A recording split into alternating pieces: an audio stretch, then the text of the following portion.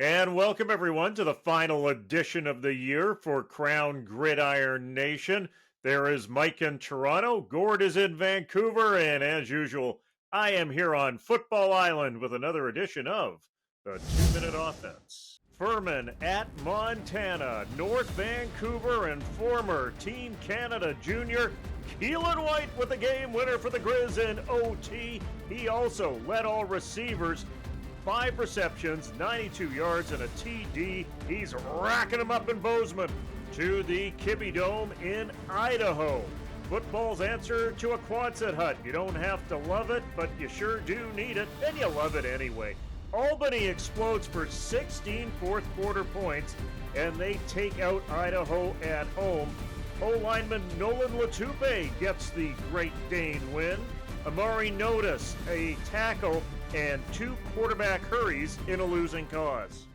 Well, there you go. North Vancouver's Keelan White doing it again, this time in overtime for Montana. He was good in the regular season, but he has taken over in the playoffs, Gord. Yeah, he absolutely has. And it's not just the walk-off touchdown. That's the obvious one and a great highlight for him. We saw the long touchdown pass in last week's game as well. And this has been a big part of his game. He had a 42-yard chunk play in this last one against Furman. That's what's really stood out to me over these last couple games is he has been a consistent contributor in terms of racking up receptions, but he's also been a stretch threat down the field and made explosive plays happen. And that, to me, has been the real difference maker for Montana these last couple games. They're going to need him to keep it going because the beat, it doesn't ease up. They're on to the semifinal now, and they're playing the one-time dynasty at least. They didn't have as strong a season this year as they have with the very high bar they've set for themselves in years past. But North Dakota State steamrolled number 3 South Dakota last week. So it will not be an easy test for them in the semifinal. They'll need White at his best again, Mike. Yeah, and we can talk big picture, and I'm glad you did, but can we get into the micro of that move? I mean, if you want to, show off your skills in the biggest possible scenario, overtime in that game is probably the time to do it. And I don't know if this man has a vertebrae. Like, it's just his body kind of went all, snake-like, and the plant foot was perfect, and the poor DB just didn't have a chance. And the other thing, because we, on this show, focusing on the Canadians, are focusing on the receiver and the move. That throw, I don't know how that got through there because there was a very small window, despite the fact that the receiver was so open. It was a great throw, but a better move, and to be rewarded for that, that's fantastic. I love highlighting stuff like that, and I think that's kind of the premise of this whole show. Well, later in the show, we will get bowl picks from both of you, at least your best bowl games that you think are on the calendar. But the reason a lot of people are here this week is because we will present the winner of the Jon Cornish Trophy. And to refresh your memory, here are the 5 finalists. It was a solid and consistent campaign for graduate quarterback Curtis Rourke of Oakville, Ontario, at the head of the Ohio offense. A 9-3 record through the season. First in stateside 5 points, 2,200 yards passing, 11 TDs, and only 5 INTs. A quality year for Curtis Rourke.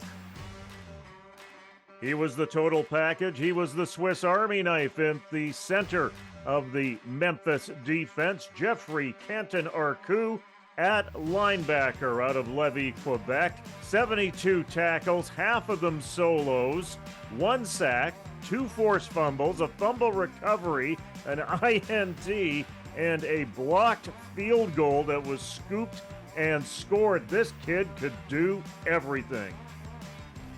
Quiet in the first third of the season, and man, did this kid strike a sonic boom through the Pac-12.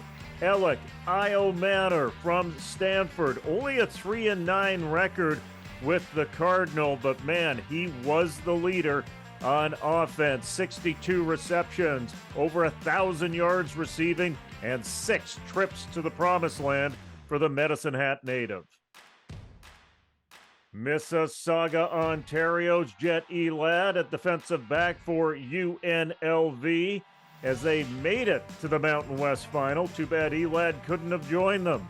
He had 55 tackles, 35 of them solo, a fumble recovery, and 6, count them, 6 pass breakups. And he was a reliable target on the surprising Arizona Wildcats, who struck a 9-3 record. We're talking about Tanner McLaughlin from Lethbridge, Alberta, Canada. 42 receptions and even 500 yards and 4 TDs. This guy might have the NFL in his future.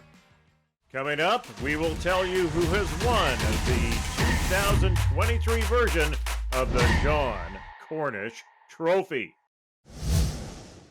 Welcome back, everyone. It is time to hand out the 2023 version of the Jon Cornish Trophy for the top Canadian player in the NCAA.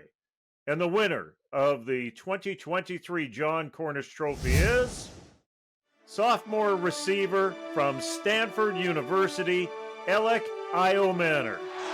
Oh, what a grab! What a highlight!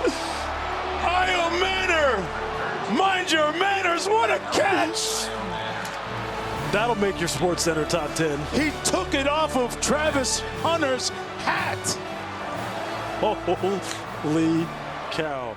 Alec, welcome to Krown Gridiron Nation on TSN, but most importantly, congratulations on winning the Jon Cornish Trophy for being the top Canadian in NCAA football. I hate these questions, but I got to ask you, how does it feel? Feels good. Obviously, it's good to see your hard work being rewarded with accolades. I don't think accolades have ever really mattered to me that much, but obviously it's great to be recognized. When you look at the names that have won this award in the past, whether it's Nathan Rourke, who's with Jacksonville now, whether it's Chuba Hubbard, whether it's Chase Brown, whether it's John Mechie III, what's it like to be in that sort of company? Yeah, actually, I grew up watching a lot of those guys. I mean, especially Chuba. He ran track in Alberta when I was younger. I used to run track, and I would see him at meets often. And I never really talked to him, but I knew who he was and knew that he was playing Division I football at the time. And that was my goal. It's great to see that I'm in the same company as those guys. John Mechie actually went to the boarding school that I went to in New Jersey, so I followed him pretty closely as well. So yeah, it's great to just see that I'm getting closer to reaching what those guys have accomplished. Before we talk about your time at Stanford, let's talk about your roots. I know there was a news report out there listing you from Kincaid, a town of 200. That's not necessarily the case. The family's from there. You hail from Medicine Hat. Yeah. Medicine Hat, a well-known hockey town, that's for sure. The inevitable question that a lot of Americans probably ask you is, why not hockey? Yeah, I mean, I grew up playing hockey. It was one of my first sports, I think. I mean, just like every other kid from Medicine Hat, I've been playing since I was like 5 or 6 years old, maybe. But ultimately, I started playing football when I was maybe 10 or 11. And as you get older, the sport starts to conflict a lot with hockey because hockey and football kind of cross over in that fall type season. And I really just had fallen in love with football at that point, so I decided to hang up the skates and really pursue football full time. Well, and track was another passion for you as well. Tell me about how track complemented what you did in football as you came up through the system. Yeah, it's huge for any football player. I mean, especially receivers. I would suggest that every receiver playing football at least tries out track because speed is the name of the game now. And I was lucky to have a really good coach in Medicine Hat. His name is Sean Freeman. And he had knowledge like that was way too highly qualified to be in Medicine Hat. And I just ended up being lucky having him as my coach, and he helped me a lot with my technique and just running form and building good running habits, which I think has allowed me to become a much better football player for sure. Tell me about your journey out of Medicine Hat and how difficult of a decision it was to leave your hometown at a relatively early age. Yeah, I don't think I ever struggled myself. I think I had always been pretty adamant about leaving because I thought that was just going to be the best opportunity for me to play Division I football. But I think a lot of the people around me were a lot more hesitant. which made my mom a lot more hesitant as well, because she's hearing a lot of voices saying that this might not be the best idea. So that came with a little bit of difficulty there. But personally, I never really second guessed it at all. I thought like, oh, this is finally the opportunity that I need to finally achieve like what I've been wanting to do. You had a number of Division I schools make offers to you. Why Stanford? And I think maybe the answer is it's Stanford, and it's in terms of an educational opportunity. It was really second to none in terms of the schools that I saw that made you offers. Yeah, and I think it's much more than just an educational opportunity. It's like a life-changing opportunity. It goes far past education. And I think in the facet of football, it's also one of the most elite schools. If you just look at how many people we end up getting drafted. I mean, we've had a couple of down years these past couple of years, but even then we still get a lot of people drafted. And I think that's just a testament to the character of the type of people that end up playing football at Stanford. Like the men that come out of Stanford always end up having great NFL careers, because you have to have a different type of mindset to come here. You have to be very, very disciplined person to come here. And I think that translates very well to the NFL. Yeah, tell me about the life on campus there, because I've had the opportunity to visit Stanford a number of occasions. It's a beautiful campus, first of all, and I'm sure that was easily a selling point. But where does football fit into campus life for you? Yeah, I think it's the students aren't as passionate about football as maybe some other places, but that can be good at times, because it feels like you're getting to know like the other students as students, like as a peer. I think sometimes at other schools they can view you as like some type of celebrity or something of that matter, which can sometimes still happen here. Like after the Colorado game, it was pretty crazy on campus, but there's still like that element of like humility, because everybody here is doing something very, very substantial in the world, right? So like, even though you might be a very, very good football player, there's going to be somebody that's like creating a new drug or something like that. Everybody's doing something substantial. So it feels like you're surrounded with a whole bunch of excellent people. So you're just like another one of those excellent people, and you guys all are kind of just peers together. Well, after a patient freshman year for you, you had that breakout game against Colorado. How did that change things for you as a football player, how you oriented yourself towards media, and some of the notoriety that you attracted? That must have been a game changer for you. Yeah, I think obviously games like that and just any good game provides you with confidence, right? Confidence comes from doing things and doing them well, right? And so that was obviously a big boost to my confidence. But other than that, I don't think it changed that much about me. I think I still go about my process the exact same way. I think I have a good process, I think. I'm very detailed in what I do, and I'm very intentional with what I do. But yeah, I don't think anything really changed for me. Obviously, there's a lot more people who know who I am now. But I think that if I keep going, then that will just keep happening, because my end goal is much greater than just having one good game, right? So yeah, it doesn't change too much about me. It just is the people around you and how they perceive you change a little bit. Well, you had more than just one good game this season. You had a great season, especially after that particular game. But the one thing that I hear from you as I'm talking to you right now is details and discipline. Those are two things that come up in the language that you use. Explain to me what details and discipline mean to you. Of course. I mean, for me, discipline especially is everything, because personally, I think that motivation it's fleeting. It's like a pretty volatile emotion. So you can't really like have a successful career just based solely off of motivation. Like after you have a good game, you might be really motivated to go in the gym and like get more work. Like you want to do better. Or somebody else might be less motivated. Like, oh, I'm already here. Like I don't need to do that much more. So you can't really rely on motivation to get better at what you want to do. For me, it's football.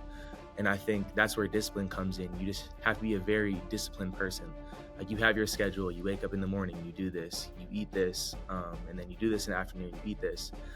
That's where discipline comes in. If you can stick to a schedule and a plan with discipline and not motivation, that's where you consistently improve over time. And I think for my philosophy, that's the key to having long-term and sustained success. It sounds like on the campus of Stanford, it's a great place to actually shut out a lot of external factors that may take you away from those things. Do you focus on the world of college football around you, the NILs, the transfer portals, those things, or are you singularly focused? Yeah, I would say I follow a lot of college football just because I like to see like what other receivers are doing. Like if they have a good game, I want to watch that game and watch the film and see like what it was that allowed them to be successful and maybe try to replicate that. Like I think I consider myself a student of the game. So I like to take like what other people do well and try to adapt those to myself. But like other than that, I don't really follow it for the purpose of like being involved in like the hype and the media of it all, right? It's more so for me to get better at football. And then like in respects to NIL, I don't think I've ever been too worried about that. In the beginning, it wasn't even a question for me because it was like going to lead to me getting deported. It was kind of illegal for Canadians for had to figure out the loopholes. But now the collective has been working with my guy Justin Dillon at 730 Scouting to figure out ways for Canadians to get NIL deals, and we figured that out, which has been great for me. But it's never been like a primary concern to me. I think if you're truly as good as you think you are at football, NIL should never be your concern because you'll end up making money later down the road and you'll be fine. You should be mostly worried about just getting better, right? You mentioned student of the game. Who are the players out there as you've come up through the game that have been your teachers? I would say one of the biggest ones is one of the senior receivers from last year, Michael Wilson. I think he had a similar disposition. Like he loved to study other players. And I kind of picked up that trait from him. He would always like come into the locker room after the weekend and be like, "Oh, did you see this guy's game? Like I liked he did this really well this game, and that's why his game was so good." And I started picking up on that language and seeing like what his habits were. And I think that's where I kind of learned those habits to look at other receivers to try to get those details out and see exactly what they're doing. And yeah, there's a whole bunch of receivers around the country that do things really well. I think it was a couple of days ago I was watching Malik Neighbors because I had not really watched any of his tape yet, and I seen he was up for the Bolitnikov, obviously, and there was a lot of really good things that he does, and I think things that I can add from his game to mine next year. And yeah, there's just receivers on every team that do things really well. So what's next for you? You're going into an off season. You've had a terrific season in the Pac-12. Rest in peace, Pac-12. It's near and dear to my heart. What's next for you, and what's next for Stanford? Yeah, I think we're just getting back in the lab and working on all of our weaknesses. We've already had all of our exit meetings, figured out what we need to work on as individuals specifically, and the coaches are figuring out what we need to work on as a team. And I mean, the day after we finished our award banquet, we were back in to the weight room, getting work. The whole team's getting work, and the 2024 season for us has already started. We're already preparing for that, and I really do trust in these new coaches. I think they have a lot of really good knowledge, and I think their mindset is fresh. Like they are very hungry to do very well at this job, and I trust that they will give us the right opportunities to do that. And I think they've changed a lot of the culture and mindset within the players in this program, which has been great to see. Alec, we're on TSN across Canada. Final shout out to anyone across Canada you want to say hi to. Everybody, shout out Justin Dillon from 730 Scouting, all my friends from back home, Pearson, Aiden, Kobe, my mom, Pamela Bridget Weiderman, Cammie, Levi, just everybody. It's great to represent you guys down here in America. And you guys are a lot of the reason why I'm having a lot of success down here. And it's great that you get to share the Jon Cornish Trophy with them as well. Alec, you're a great representative of Canadian football in the United States in Division I. We love watching you this year, and we look forward to more from you in coming years. Thanks very much for this, and congratulations. Thank you. Thank you for having me. When we return, it is Bowl Mania. Stick around. Back on KGN, bowl games. We got plenty of bowl games. Let's zero in on a few of them, your best, and we will start with Mike. Well, let's start with the Boca Raton Bowl featuring South Florida and Syracuse. And interestingly enough, South Florida University is in Tampa, which is not in South Florida, but that's another story for another day. But the Bulls had a pretty interesting start to the season when they played Alabama and took them right down to the wire. It was 10-3 until the last minute. They ended up losing 17-3. But from then the Bulls 6-6 on the season, and they've kind of been going in the wrong direction. Syracuse 6-6 this year, just 2-6 in the ACC. They fired their head coach. If there's a Canadian to watch, it's obviously Damian Alford. We've talked about him a lot on this program. 6'6", tall drink of water. And it's funny because he had the big game against Army early in the season, 9 catches, well over 100 yards, and they didn't do much. And then they fired the head coach and played Wake Forest, and he had like 4 catches for almost 150 yards, and a couple of touchdowns. So the coaching change was good for him, and it's also worth watching him this game because it might be his last game in an orange uniform, as he may enter the transfer portal again. I'm going to jump ahead. Mike doesn't like to have fun with the names, but I certainly am. So I'm going to go to the Starco Brands LA Bowl hosted by Gronk. Yeah, that Gronk. And that is the official name. This one's featuring my preferred team, the UCLA Bruins, taking on the Boise State Broncos. And it's an interesting matchup in that UCLA is the power conference team. They're headed to the Big Ten next year. By most objective measures, you would think that they would be a comfortable favorite in this game. But this is kind of a battle of two programs that have been going in opposite directions. Chip Kelly barely survived the season.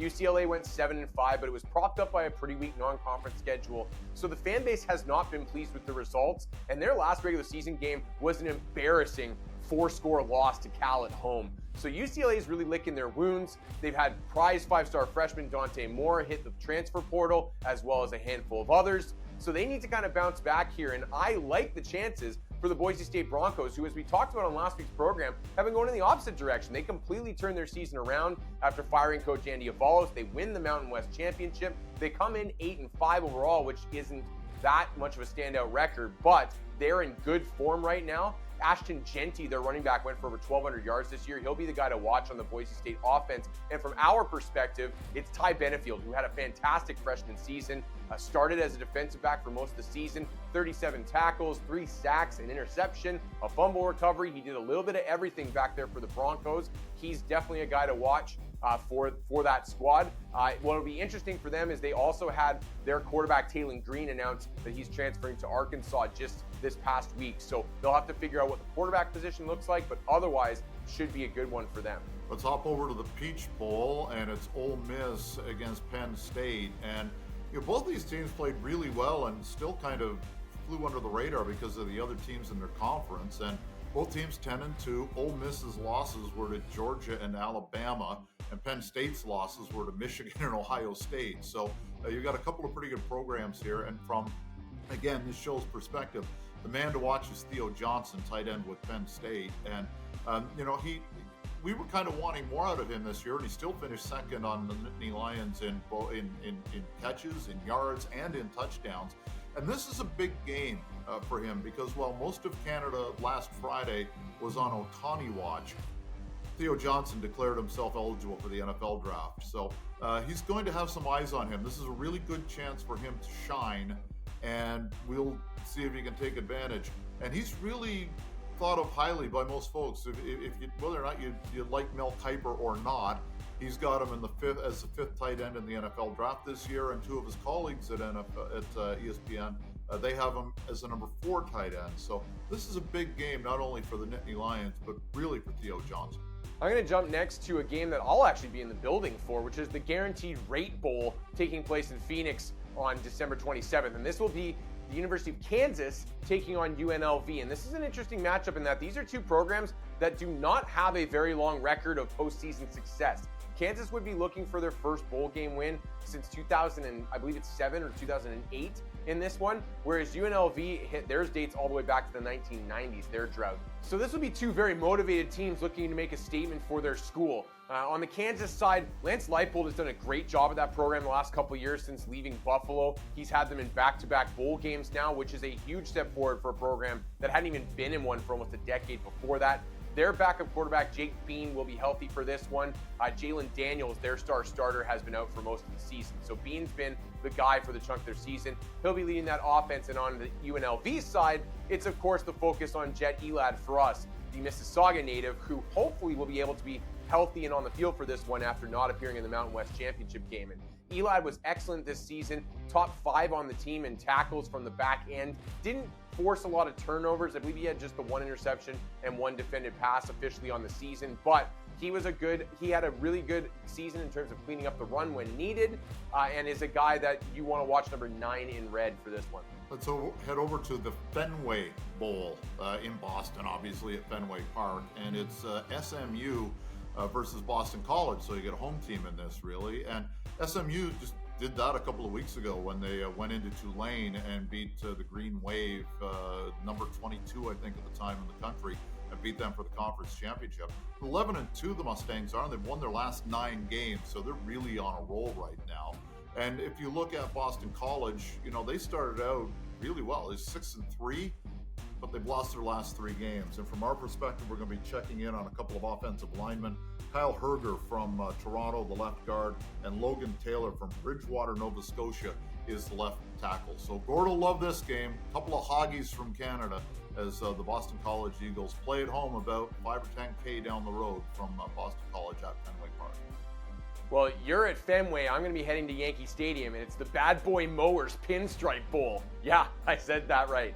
This one features Rutgers, and for our purposes, that's Wesley Bailey and Renee Conga on their roster, versus Miami. And this is an interesting matchup of 2 programs that probably feel pretty differently about making this game. I would say that Rutgers probably pretty happy about making this game, and Greg Schiano, since coming back from the NFL, has done a great job in revitalizing this Rutgers program that was kind of on the brink. Since moving to the Big Ten, they've really been struggling. Well, since Schiano left the first time, had really been struggling. He's brought them back to competitiveness and relevance again. 6-6 this year. Maybe doesn't super blow you away, but is a marked improvement from what it was like before he got there. And Bailey and Conga have been regular contributors on the defense. Nothing that stands out particularly, but Bailey, 22 tackles this year, 3 sacks, fumble recovery. So he's done a pretty decent job when he's been rotated in on the defensive line. Conga's added a sack of his own, though he's more of a nose tackle type, not going to rack up a lot of counting stats. But 2 guys to keep an eye on for there to keep making impact for Rutgers. Then on the Miami side, this is a program that's probably pretty disappointed to be here. They had much higher aspirations this year, and frankly, they did last year too. They're paying Mario Cristobal a ton of money to get this program up into the elite where they feel it belongs, and he just simply hasn't been able to do that yet. Their starting quarterback, Tyler Van Dyke, is in the transfer portal, not likely to play in this one. So I like the chances of Rutgers, and this would be a big win for them, I think, just in terms of feeling good about the direction of their program moving forward. And I got some more for the diehards like myself out there. So I'll go to the Liberty Bowl, and we got Memphis and our guy Jeff Cantan-Arcu taking on Iowa State. And Memphis, pretty good season for them on the whole. I believe the final record was 9-3 for them, which is a good, strong season. It was a solid offensive showing from Memphis. Quarterback Seth Hennigan had an excellent year, going over 3,000 yards passing. He'll be leading the Memphis attack with Cantan-Arcu and the rest of his defense just trying to keep a lid on this one. And Iowa State, similarly, also a fairly defensively oriented program. Matt Campbell, their head coach, a defensive guy who prides himself in holding offenses under check, and they did. They were one of the best defenses in the Big 12 this year. So it'll be an interesting matchup with a strong offense and a maybe questionable defensive unit versus a strong defense and a maybe not so fiery offensive unit in this one. And then we can also look at the Alamo Bowl, which doesn't have a fun sponsor, so I won't bother saying it. But for our purposes, we have a very good Arizona team in the top, ranked in the top 25 this season. One of the real surprise programs in the country, for being honest, taking on Oklahoma. And this will be a really good test for the Wildcats because they're the kind of the upstart, the up-and-comer, whereas Oklahoma's Oklahoma. It'll be interesting to see what Oklahoma does. They will have to find a new quarterback. Dylan Gabriel, their starter, has transferred out. He's in the portal, so he will not likely play in this one. But this kind of guys gives me vibes of that famous Boise State Oklahoma game from 10, 15 years ago now, with Boise State pulling off the infamous upset. Oklahoma remains the blue blood program. They beat Texas this year, who's in the college football playoff, but just fell short in a couple other games to stay out of it themselves. They're headed to the SEC next year, and they're Oklahoma. And then there's Arizona, which most people look at Arizona and go, this is a basketball school. And for most of their history, that's been true. But this year, they have been legit. And if they want to really announce that they've arrived, now is the chance to do it, especially as they replace Oklahoma in the Big 12 next year. For our purposes, of course, a couple Canadians involved. Tanner McLaughlin, we've talked about at length on this show, 500 yards receiving, 4 touchdowns, that safety valve for the Arizona offense, quarterback Noah Fafita. And then, of course, on the offensive line, I think I mentioned him earlier in the season, but obviously doesn't get the same spotlight. Leif Magnuson, the Saskatchewan native, starting at left guard for the Arizona offense in this one as well. So should be a really good matchup with some good, solid CanCon and a reason to root for the upstart Wildcats, if I do say so myself.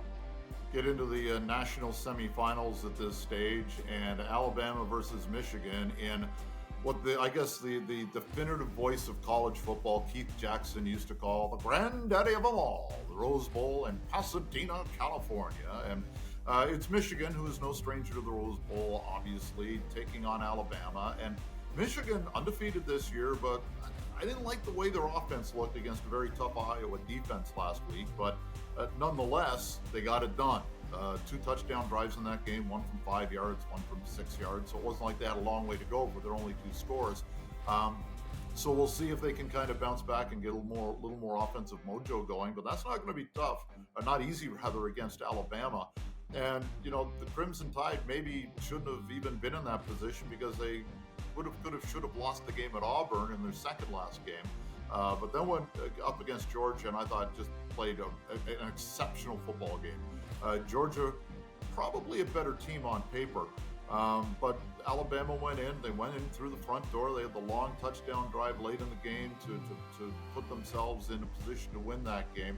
And Alabama is a team that has continually gotten stronger. They had a bad start. They lost to Texas. They had that real disaster of a game the next week as they almost lost to South Florida. But from then on in, it's been pretty clean sailing. And I don't know if they have more momentum than an undefeated team, but this makes for a pretty good matchup in one of the semifinals.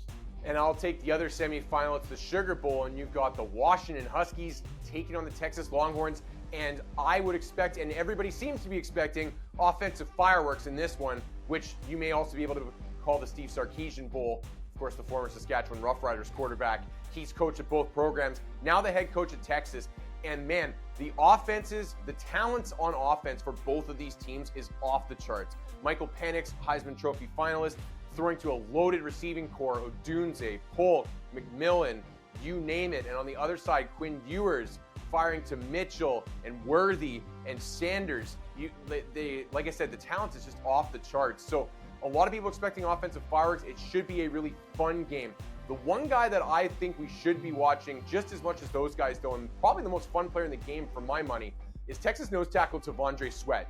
And he racked up a bunch of national awards, listed at over 360 pounds, but he runs probably about a 4.8 40. This guy can move. He's one of the best athletes you will ever see. Caught 2 touchdowns this season in short yardage for Texas on offense as well. A really, really fun player. So keep an eye out for him watching this one if you can ever take your eye off of the offenses rolling up and down the field.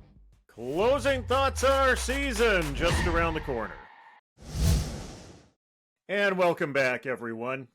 You know, we've been doing this show in one form or another for 13 years, and there's a lot of people I need to thank for that. The chief person I have to thank is David Dubé in Saskatoon, who's been a stalwart supporter of this program and supporting college football, be it in the United States or Canada. Joining him, Lois Mitchell this year, who has also chipped in and made sure that we can deliver information about youth sports and Canadians in the NCAA. My eternal thanks goes out to the both of them. I'd also like to thank the folks over at TSN that believe in college football and are behind what we do 100%. And of course, the fantastic but very small staff we have on here. And along with 2 guys that make the job really easy for me, Gord Randall and Mike Hogan.